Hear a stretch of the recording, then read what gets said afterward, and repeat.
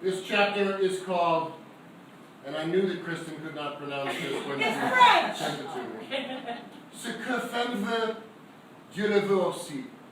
Which, if your French is rusty, is what women want, God also wants. The woman grimaced. Her sex opened to the classroom full of young men. See this unobvious, apparently vile lump of animal texture?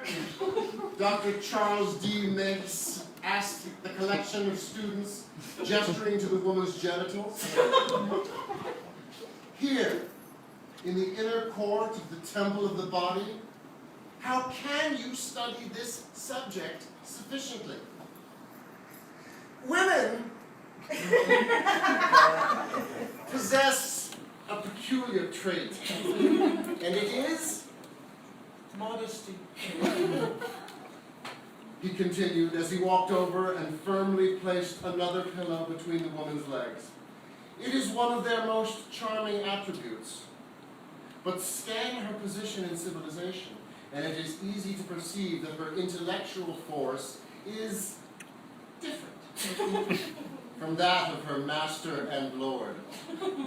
I say her master and lord, and it is correct to say so, he continued, as he casually repositioned the woman for the maximum exposure, moving her buttocks to the edge of the table, pushing her thighs at right angles to her quaking trunk. The greatest administrative faculties are not hers, he continued. She plans no sublime campaigns, nor leads armies to battle or fleets to victory. In society, she is still in bonds, manacled by custom and politics. She composes no Iliad, no Aeneid, no race of hummingbirds. Do you think that a woman could have developed in the tender soil of her intellect the strong idea of a Hamlet or a Macbeth? No. No! Meigs walked to the table, which displayed the tools of his trade, speculums and scalpels, tinctures and powders, a stack of handkerchiefs, and a large jar of properly starved leeches. He dipped his fingers into the bowl of olive oil and rubbed them slowly together as he looked back at the woman. Such is not woman's province, nature, power, nor mission. She reigns in the heart. Her seat and throne are by the hearthstone.